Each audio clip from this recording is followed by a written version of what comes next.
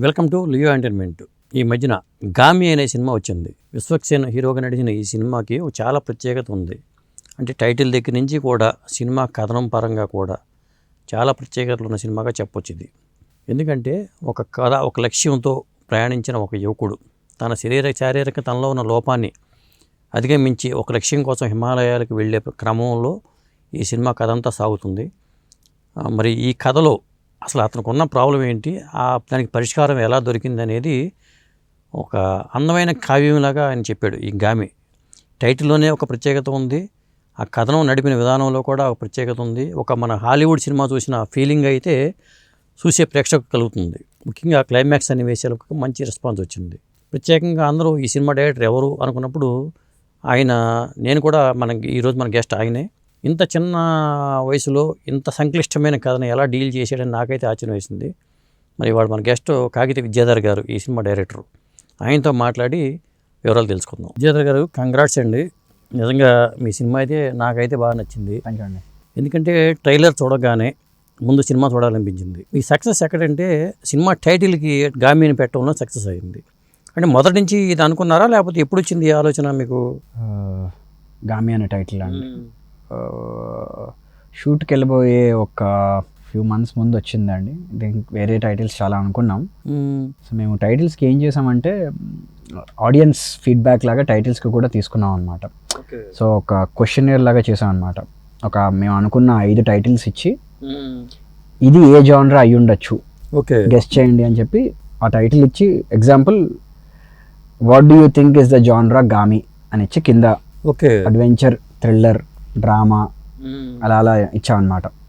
So title బట్టి ఆ genre match అవ్వాలి, అలా వేరే వేరే టైటిల్స్ ఇచ్చాం. ఆఖరికి మీకు ఈ టైటిల్స్లో ఏ టైటిల్ నచ్చింది? మిగతా 4 ఏంటి ఉన్నాయండి, కొన్ని వేరే వేరే టైటిల్స్ ఉన్నాయి.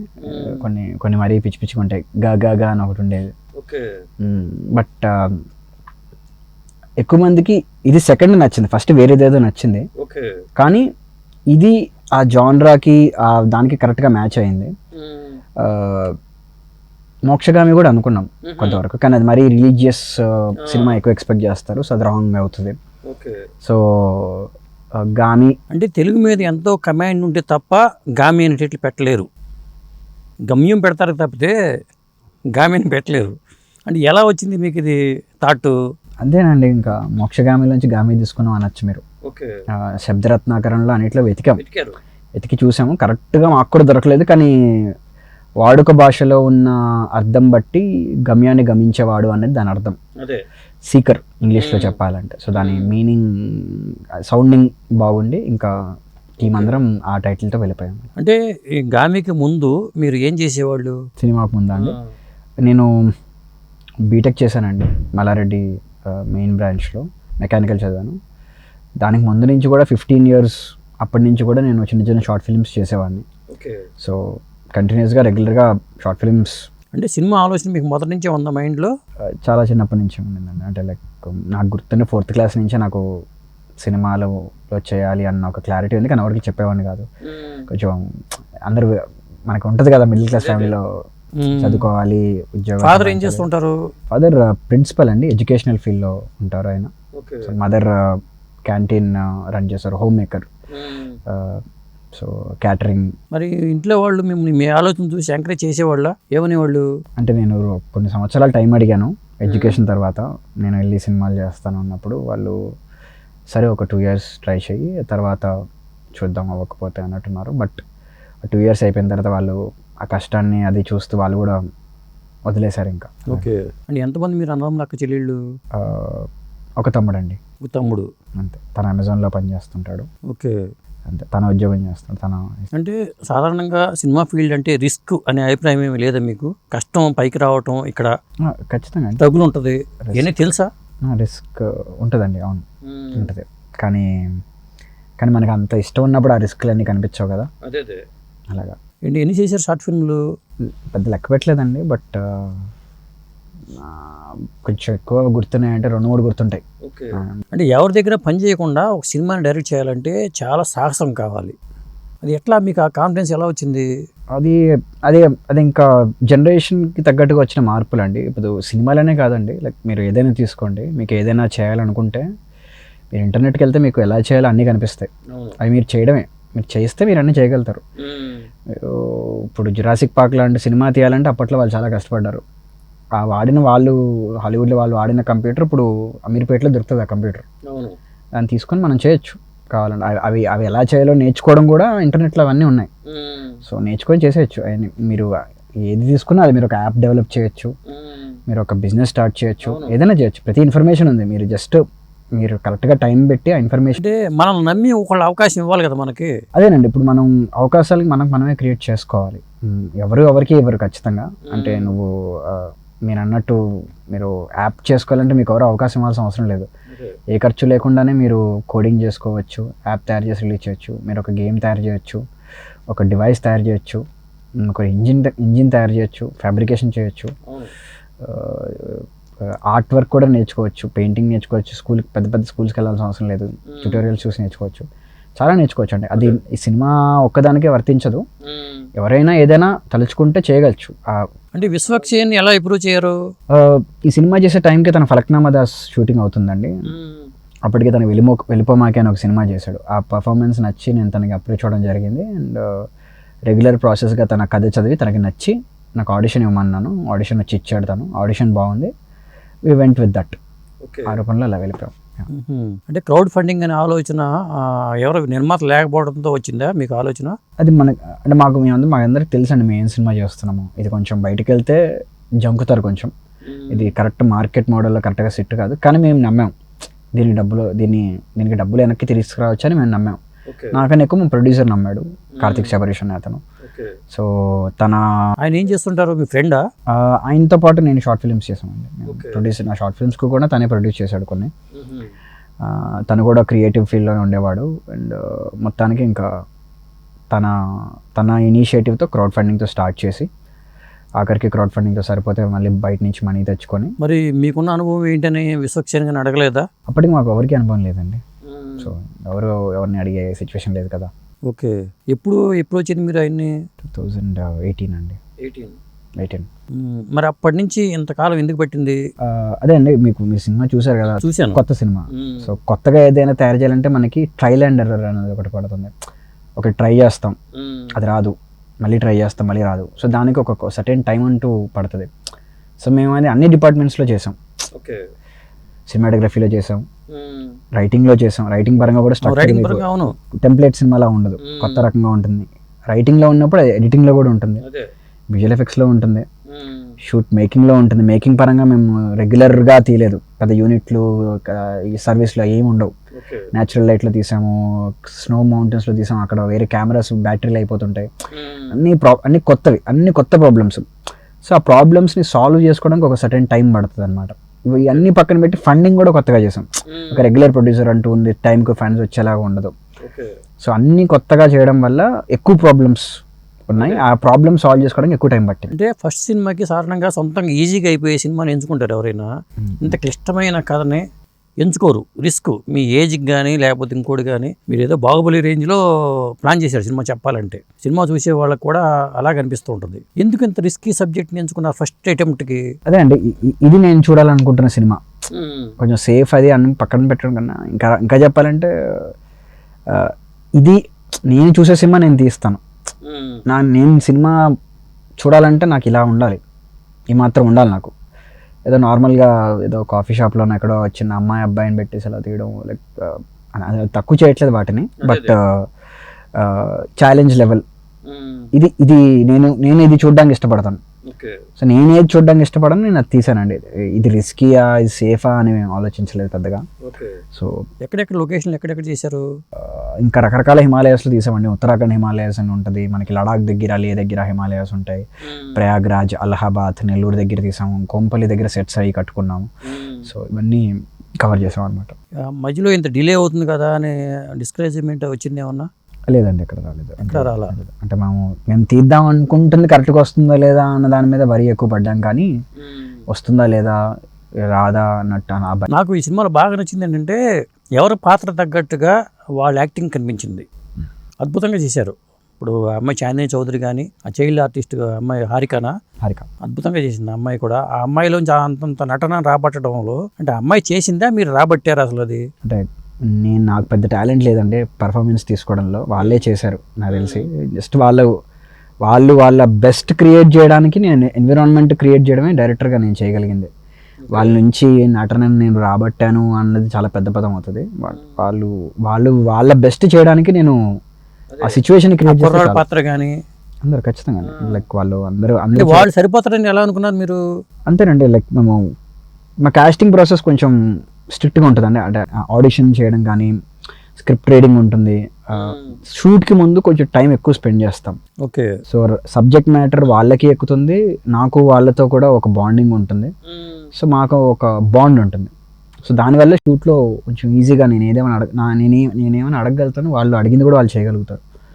So very nice casting process. కొత్త వాళ్ళందరూ కొత్త వాళ్ళు, చాలామంది ఇక్కడ నెల్లూరు నుంచి వచ్చారు, కొంతమంది ఇక్కడిక్కడ థియేటర్ గ్రూప్లో ఉంటారు. ఇప్పుడు రాజమౌళి గారు ఈ సినిమా చూసి మంచి ప్రశంసించారు, మీకు ఏమనిపించింది? అది సినిమా చూడలేదు అనుకుంటానండి. ట్రైలర్ చూసిన తర్వాత కామెంట్ చేశారు మొత్తానికి.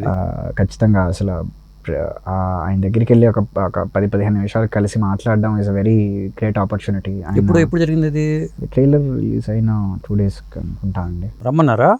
మా ప్రొడ్యూసర్ మనం అక్కడికి వెళ్తున్నామని వెళ్ళినప్పుడు కలవడం జరిగింది. And it was very nice.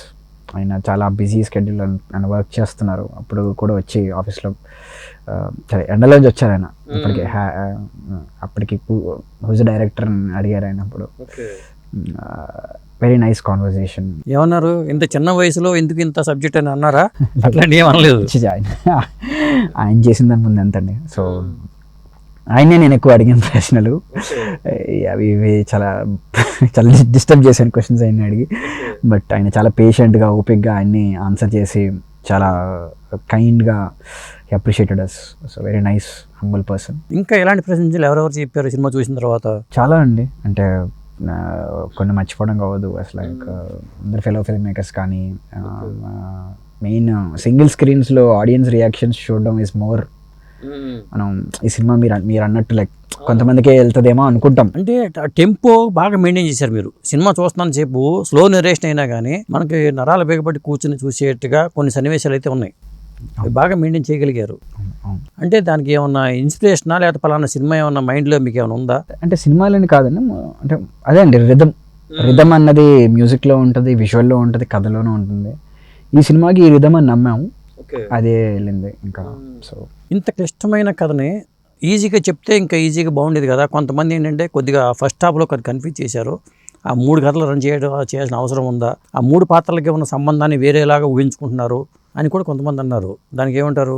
అదేనండి, అంటే మీరు అన్నట్టు సినిమా చేయడం వరకు నా బాధ్యత, నేను చేయగలిగింది ఇది, నేను నమ్ముతున్న సినిమా ఇది, నేను బెస్ట్ అనుకున్న సినిమా అని అనుకొని నమ్మి బయటకు వదులుతాం అంతే. సో మీరు అన్నట్టు వాళ్ళు ఏకీభవించవచ్చు, లేదా నచ్చకపోవచ్చు, లేదా ఇష్టపడచ్చు, తిట్టచ్చు, ఏమైనా చేయొచ్చు. అది ఇంకా వాళ్ళకే. అది దానికి నేను పెద్దగా ఎక్స్ప్లెయిన్ చేసేది, డిఫెండ్ చేసేది ఏమంటే. కన్ఫ్యూజ్ చేయాలని మీరే అనుకున్నారా, లేకపోతే అది కన్ఫ్యూజ్ అందకూడదు కదా అనే ఉద్దేశంతోనా? లేకపోతే అది కన్ఫ్యూజ్ అనడం కన్నా అండి, డైరెక్షన్ని నేను ఇలా పెడతానండి. అంటే directors job is to direct the questions. Okay. చూస్తున్న వాళ్ళకి ఒక క్వశ్చన్ ఉంటుంది, ఇదేంటి అదేంటి, ఆ క్వశ్చన్స్ని నేను డైరెక్ట్ చేయడమే నా జాబ్. సో కొంతమందికి కరెక్ట్గా నేను అనుకున్న క్వశ్చన్స్ వస్తాయి, కొంతమందికి నేను అనుకోని క్వశ్చన్స్ వస్తాయి. దాన్ని బట్టి ఎంగేజ్మెంట్ అనేది డిపెండ్ అయి ఉంటుంది. సో నేను అనుకున్న క్వశ్చన్స్ వచ్చిన వాళ్ళు ఎంగేజ్ అవుతారు, నేను ఊహించని క్వశ్చన్స్ వేరే ఏమైనా వచ్చిన వాళ్ళు కొంచెం డిస్కనెక్ట్ అవ్వచ్చు సినిమాతో. So it's part of the process. అట్లాగే మాలిపత్రాల విషయంలో కూడా ఫస్ట్ టైం దొరకకుండా పోతాయి, మళ్ళీ తర్వాత వెంటనే ఎట్లా వచ్చినాయి అనే ఒక క్వశ్చన్ వచ్చింది. అది అవును, అది ఎందుకని అట్లా? అది సినిమాలో అయితే నేను చెప్పానండి, బట్ నేను జనాలకి అందలేదు. అది నేను నోటితో చెప్పను, అది చెప్పకూడదు. బికాస్ విజువల్, నేను డైరెక్టర్గా నేను సౌండ్తోని, విజువల్తోని, డైలాగ్తోనే సినిమా యొక్క టూల్స్తోనే చెప్పాలి. నేను చెప్పాను, బట్ ఒకవేళ వాళ్ళకి అర్థం కాలేదంటే నేను సరిగ్గా తీయలేదని అవుతుంది కొంతమందికి. అంటే వాళ్ళు అంటే సినిమాలో లీనమైపోయి కూడా మిస్ అయ్యి ఉండొచ్చు. అవుతుంది, ఖచ్చితంగా అవుతుంది. అదే అండి, కొంచెం బాగా టైట్గా ఉండడం వల్ల కూడా, అంటే ప్రతి షాట్ మనకి ఒక ఇన్ఫర్మేషన్. అరే మాలిపత్రం దొరకకుండా పోయింది కదా, మళ్ళీ 36 సంవత్సరాలకు వచ్చి మాలిపత్రం మళ్ళీ ఎలా వచ్చింది అనే థాట్ వచ్చింది.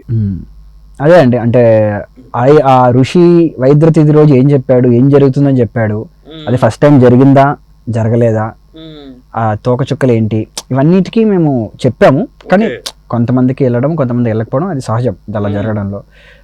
It's okay. అదే దీనికి అంటే కొన్ని సెట్స్ వేసి తీసారా లేకపోతే ఏమైనా విఎఫ్ఎక్స్లోనే చేశారు ఇవన్నీ? అదే మినియేచర్ సెట్ ఏమన్నా?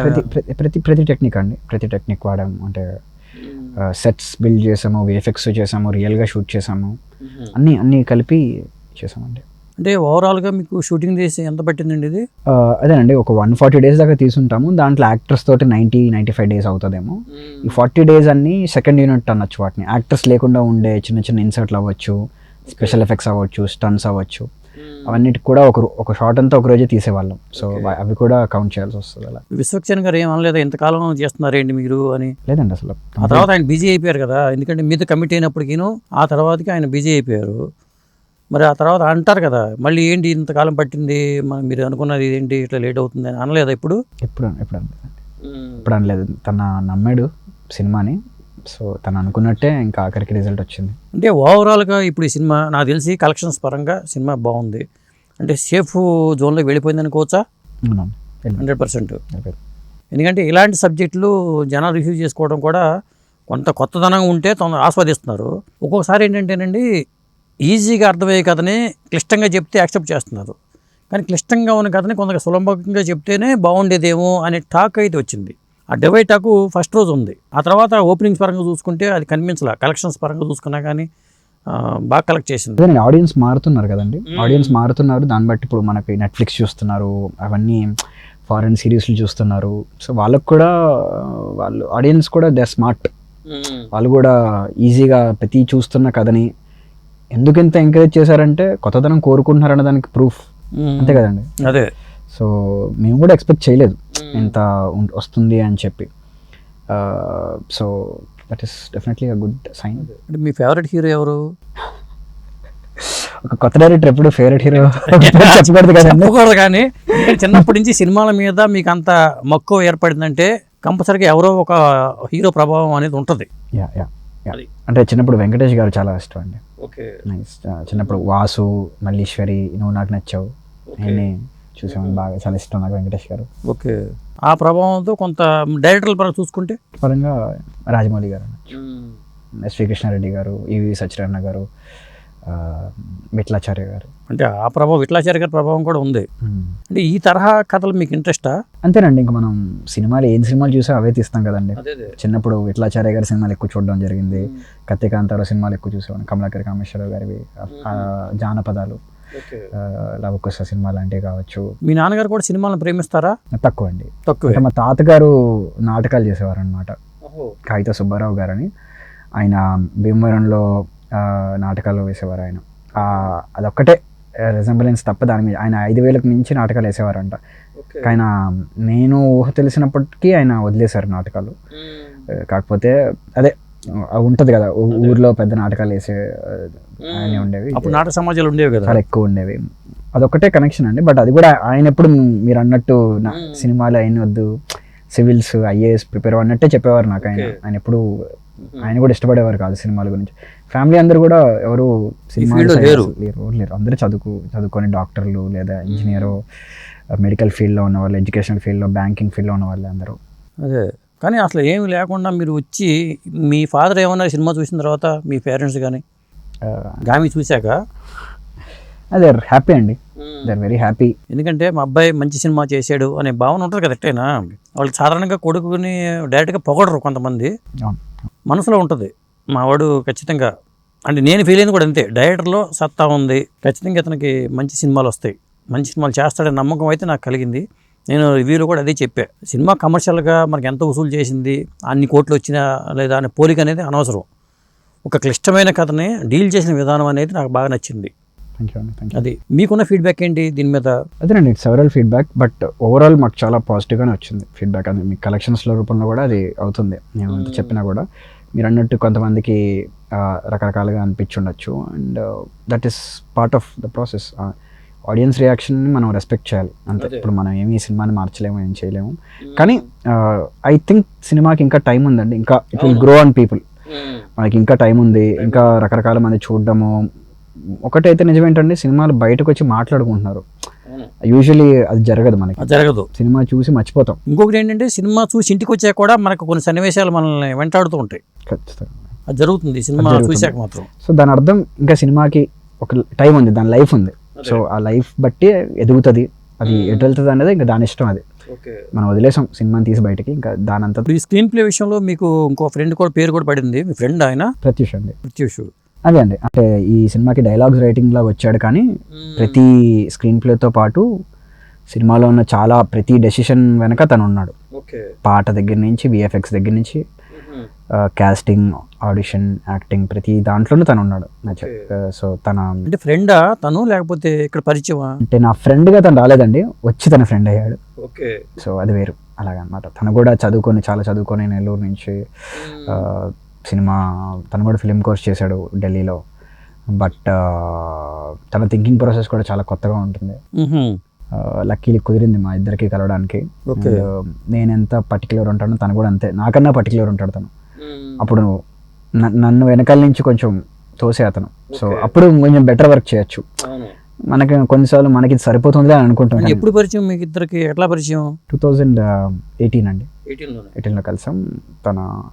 నేను ఇచ్చిన స్క్రిప్ట్ని, ఆ స్క్రిప్ట్ ఎంత ఉంటే తను ఎంత చేసి పట్టుకొచ్చాడు కాబట్టి తను కూడా రైటర్గా అవ్వాలి ఇంకా. అండ్ ఎడిటింగ్లో తనకు వచ్చిన ఐడియాలు కానీ అవన్నీ చాలా హ్యూజ్ కాంట్రిబ్యూషన్స్. ఖచ్చితంగా తన ఈ సినిమా కో స్క్రీన్ రైటర్. ఓకే.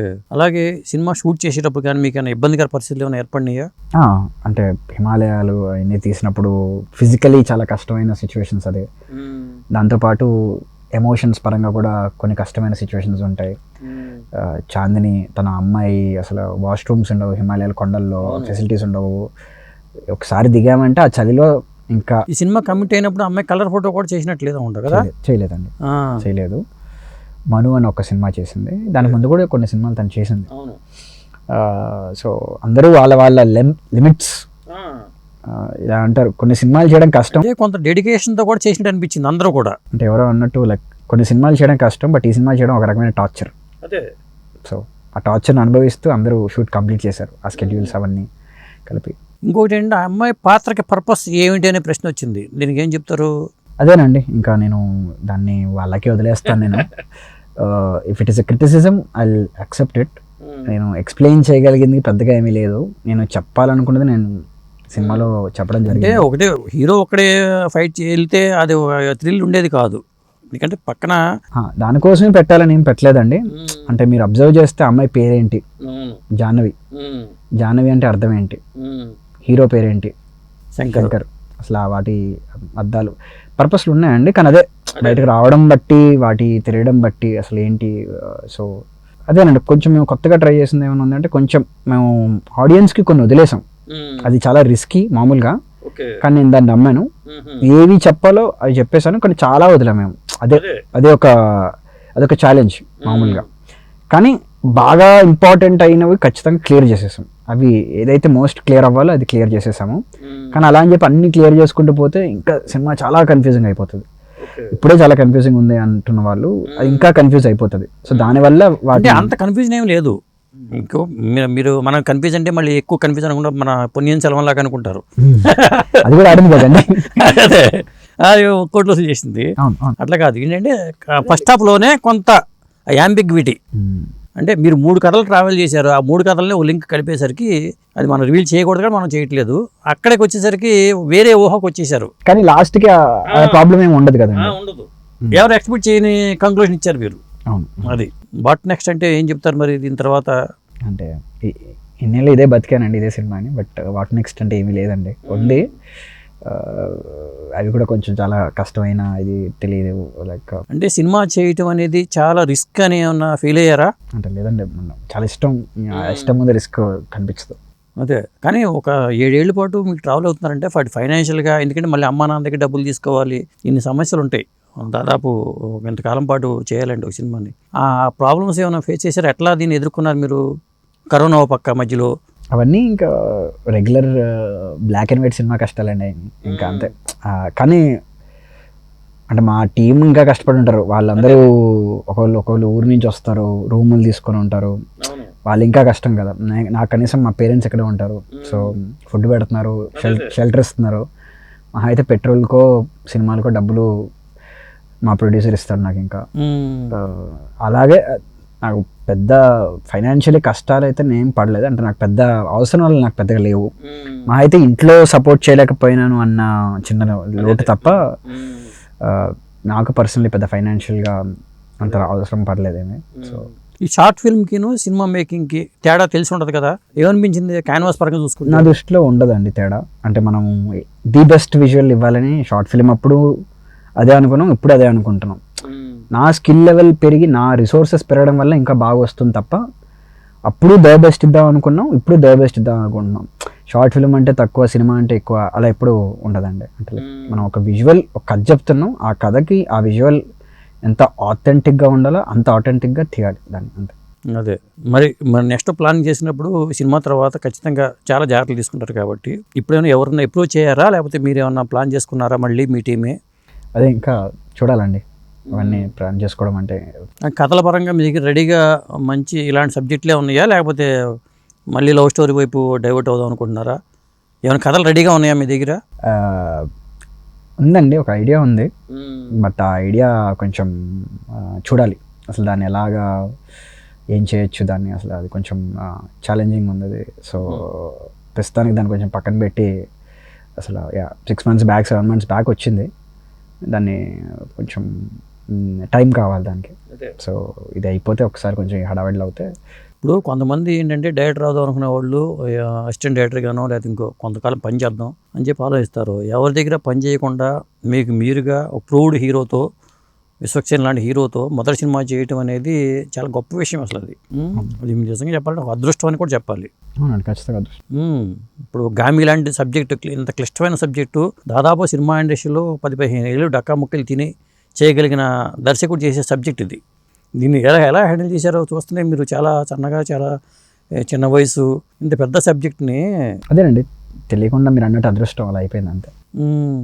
ఎవరు డిస్కరేజ్ చేయలేదు ఫ్రెండ్స్ కానీ ఎవరో వద్దు నీకు ఎందుకు ఇంత ఇది అవసరమా అని ఎవరిని అన్నారు అసలు?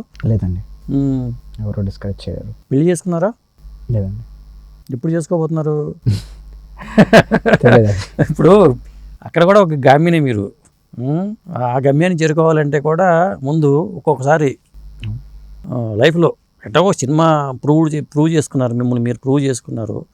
అలాగే ఇప్పుడు పేరెంట్స్ కూడా ఇక మా అబ్బాయికి చేసి ఒక ఇంటి పని చేద్దాం అంటారు, కానీ మీకు మీ మైండ్లోనే మొత్తం సినిమానే ఉన్నట్టు ఉంది కదా, వేరే ప్రపంచం ఉన్నట్టు లేదు. Cinema cinema cinema. నైట్ ఎన్ని గంటలు పడుకుంటారు మీరు? అంటే నెట్ ఇంటర్నెట్ సెట్ చేసుకుంటే తెల్లవారులు 2 వరకు 3 వరకు ఉంటారు అట్లాగే? లేదండి, అట్లా ఏ ఉండరు. కొంచెం అంటే సింపుల్గా చేయడం ఇష్టం అండి, కానీ మన పని కొంచెం ఈ లాస్ట్ ఫ్యూ మంత్స్ అలా అవుతుంది. కానీ ఐడియల్లీ అయితే 11 o'clockకే పడుకొని 6 లెగడం అలవాటు. What I would prefer. అలవాటు కాదు, ఉండేది, కానీ ఈ పని లాస్ట్ ఫ్యూ మంత్స్ వల్ల అది అవ్వట్లేదు. బట్ ఐడియలీ 11 o'clockకి పడుకొని 6 o'clock లెగడం is what I would want to do. చేయలేకపోతున్నాను. ఇప్పుడు హాలీవుడ్ సినిమాల ప్రభావం ఏమైనా మీ మీద ఉందా? ప్రతి సినిమాల ప్రభావం అండి. ఇప్పుడు మీకు అన్నట్టు విఠలాచార్య, కత్తికాంతారావు సినిమాలు చిన్నప్పటి నుంచి చూసి పెరిగాం, అది దాన్ని మనం తీయలేమండి లోపట్లోంచి. అవి ఎందుకంటే మీ జనరేషన్కి, మీ వయసుకి కత్తికాంతారావు, కామేశ్వరరావు గారి సినిమాలో ఇంకా చాలా మా జనరేషన్ అది. అవును అవును. అంటే నేను అప్పుడు మాకు సినిమాలు థియేటర్కి తీసుకెళ్లేవారు కాదు నన్ను, సో ఈటీవీలో అవే వేసేవారు, సో అవి చూసేవాడిని. అప్పుడు సినిమాలకి వెళ్ళాం, అప్పట్లో కార్టూన్లు లేవు. కార్టూన్లు అంటే తెలుగులో ఉండేవి, కానీ కొంచెం డబ్బులు ఎక్కువ కట్టాల్సి వచ్చేదేమో అప్పట్లో. టామ్ అండ్ జెర్రీలు అవన్నీ కొంచెం వేరే ఛానల్స్లో వచ్చేవి. సో అవన్నీ లేక పెద్దలు వీళ్ళందరూ ఈటీవీ చూస్తుంటారు కదా, అదే దాంతోపాటు ఆ సినిమాలు వచ్చేవి. అవన్నీ సాటర్డే నైట్ వచ్చేవి. ఆ సినీ రంజనీలో వచ్చే సీన్స్ కానీ మార్నింగ్ పూట వచ్చేవి. అయితే ఈ ఎస్వి కృష్ణారెడ్డి గారి సినిమాలు, ఈవి సత్యనారాయణ గారి సినిమాలు అన్ని సో అవి చూసే పెరిగాం ఇంకా. సో అప్పటికి బాలకృష్ణ సినిమాలు లేదా చిరంజీవి గారి సినిమాలు అవి బయట ఆడుతుండేవి, కానీ అవి చూసేంత అదృష్టం నాకు ఉండేది కదా అప్పుడు. ఇవి చూసేవాడిని. సో అలాగే కొంచెం టైం గ్యాప్ అలా మిస్ అయిపోయింది. అదే నిజంగా చెప్పాలంటే ఒక ఒంటరి అనిపిస్తుంది నాకు. ఈ గామి లాంటి సినిమా మీలాంటి డైరెక్ట్ చేయటం అనేది ఒక అద్భుతం. ఎందుకంటే మనం ముఖస్థుతి కోసమో లేకపోతే దీనికోసం చెప్పట్లేదు. నేను ట్రైలర్ చూసినప్పుడే నాకు అనిపించింది. సాధారణంగా నేను పెద్ద సినిమాలో ఉంటేనే ఓపెనింగ్ రోజు నేను థియేటర్కి వెళ్తాను, ఒక మాదిరి సినిమాలు వచ్చినప్పుడు వెళ్ళను. అలాంటిది గామి సినిమా కోసం నేను ఆ రోజు వచ్చి చూశాను అనమాట. పెద్ద హీరోల సినిమాలకి వెళ్తా దాదాపు నేను, ఈ చిన్న సినిమాలకి వాడికి వెళ్ళను. గామి చూస్తే ట్రైలర్స్ కట్ చేసిన దానిలో కానీ చూస్తే సినిమాలో విషయం ఉంది, పైగా ఒక హీరోకి ప్రాబ్లం పెట్టి అతను టచ్ చేస్తే ఏదో అవుతుందని ఒక ప్రాబ్లం పెట్టడం, ఆ ప్రాబ్లం అనే ఆలోచన ఎలా వచ్చింది మీకు? ఎవరన్నా నిజ జీవితంలో జరిగిన ఉందా అలాంటి? జీవితంలో జరిగిందండి అది ఎగ్జాక్ట్ డీటెయిల్స్ చెప్పలేనేమో కానీ జరిగింది. ఆ సిచ్యువేషన్ తీసుకొని దాన్ని కొంచెం నాటకీయతగా మార్చి చేయడం జరిగింది. ఓకే, అది డీ గ్లామర్ పాత్ర అని ఫీల్ అవ్వలేదా విశ్వక్సేన్ కూడా? అఘోరా పాత్ర చేయటం ఏంటి నేను అని అని ఏం అనుకోలేదా? లేదండి, అసలు ఆలోచించలేదు. అదే మనకి గ్లామరే కాదు కదండి కట్టుపడేసేది, నటన డ్రామా అది కూర్చోబెడతారు జనాల్ని, గ్లామర్ కూర్చోబెట్టదు కదా.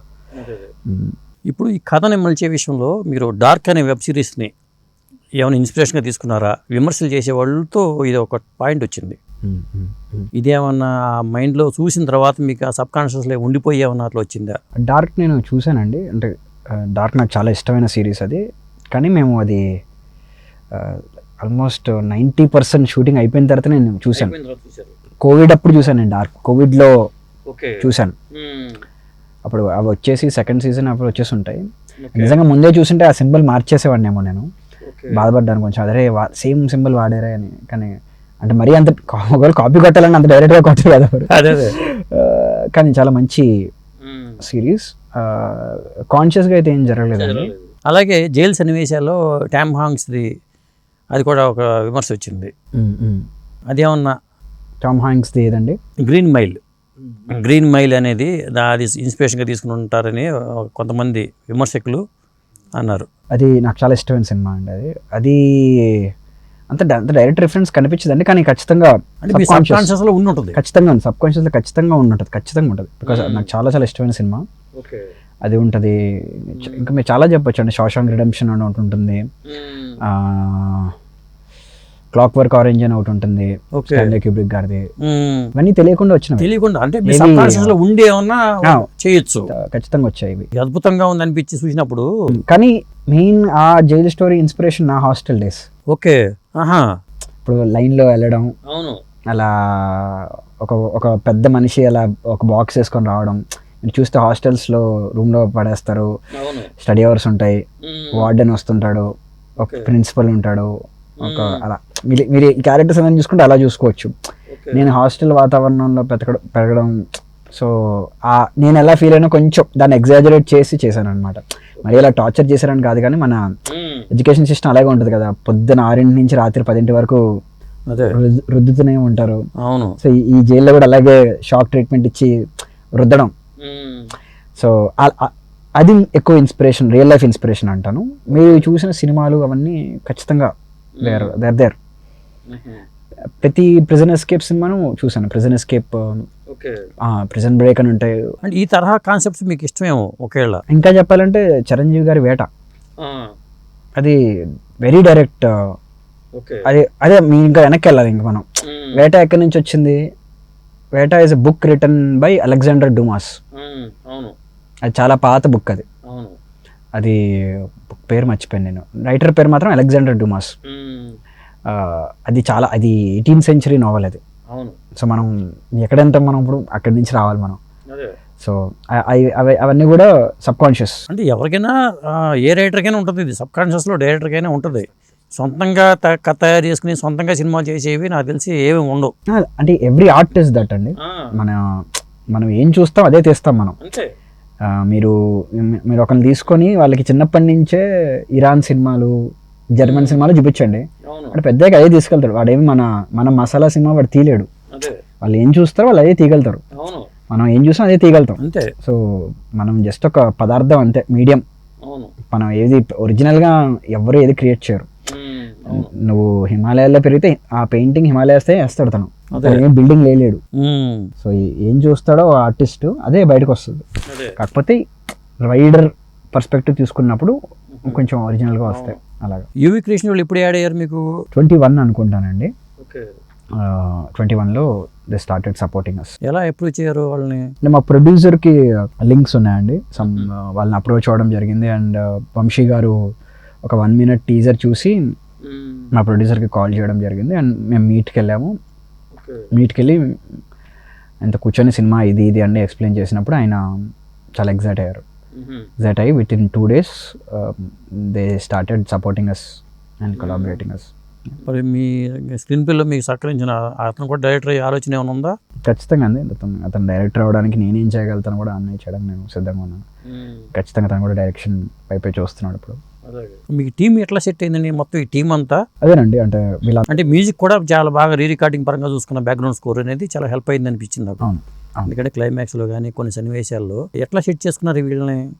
అందులో కొంతమంది అందరూ నా ఫ్రెండ్సేనండి. ఇందాక కార్తిక్ అన్నట్టు నా షార్ట్ ఫిల్మ్స్ చేశాడు. విఎఫ్ఎక్స్ సునీల్ రాజు చింట అతను విఎఫ్ఎక్స్ చిన్నప్పటి నుంచి నా షార్ట్ ఫిల్మ్స్కి చేశాడు. విశ్వనాథ్ రెడ్డి డిఓపి నా షార్ట్ ఫిల్మ్స్కి చేశాడు తను. మ్యూజిక్ తను ఈ సినిమాకి యాడ్ అయ్యాడు నాకు. నా షార్ట్ సౌండ్ డిజైన్ చేసిన వాళ్ళు కూడా నాకు షార్ట్ ఫిల్మ్ చేసిన వాళ్ళు. వాళ్ళు ఇప్పుడు పెద్ద పెద్ద సినిమాలు కూడా చేస్తారు. వాళ్ళు ఇప్పుడు యానిమల్ లాంటివి చేస్తారు, ఆపరేషన్ వ్యాలంటైన్ ఇవన్నీ వాళ్ళు చేస్తుంటారు అలా. అదే మరి ఈ సినిమాలో లవ్ అనేది ఎక్కడ మిస్ అయినట్టు అనిపించింది. దీన్ని ఏమనుకోవాలి, వాళ్ళిద్దరు కనెక్షన్ని మన జాహ్నవి కానీ శంకర్ పాత్రలను చూసుకుంటే దాన్ని ఎలా అర్థం చేసుకోవాలి? అంటే లవ్ అంటే అమ్మాయి అబ్బాయి మధ్యన ఉండేది లవ్ కాదు కదండి. తల్లి కూతురు మధ్య ఉండేది కూడా లవ్వే కదా. సో ఆ లవ్ చూస్తే లవ్ ఉన్నట్టే కదండి. అదే అంటే శంకర్ క్లైమాక్స్లో మనకి ఏంటంటే అది ప్రేమ లేకపోతే తల్లి ప్రేమ అనే భావన ఒకటి క్రియేట్ అయింది. రెండు మంచివే కదండి. మొత్తానికి ఒక కావ్యంలాగా మీరు మలిచారు. అది మీ సబ్ కాన్షియస్లో ఏమున్నాయో నాకు తెలియదు, కానీ ఆ స్క్రిప్ట్ విషయంలో కానీ దాన్ని ఒక మాల్గా తయారు చేసి దాన్ని తెర మీద ఆవిష్కరించడం వల్ల మాత్రం 100% సక్సెస్ అయ్యారు. ఇంత సంక్లిష్టమైన కథని అది డీల్ చేయడంలో ఫస్ట్ దర్శకుడిగా డీల్ చేయడంలో మాత్రం నిజంగా చెప్పాలంటే మీకు హ్యాట్స్ ఆఫ్ చెప్పాలి. థ్యాంక్ యూ అండి. Thank you. Next future plans ఏంటి? ఏం చేద్దాం అనుకుంటున్నారు? ఇంకేంటి అసలు మీ ముందున్న భవిష్యత్తు ఏంటి? అదే ఇందాక అన్నట్టు గామి కదా, మీరు కూడా ఈ రంగంలో గామే చూడాలండి. ఎగ్జాక్ట్లీ ఇది అని ఏం తెలియదు, చూడాలి. ఓకే అండి, థ్యాంక్స్ మరి. Thank you.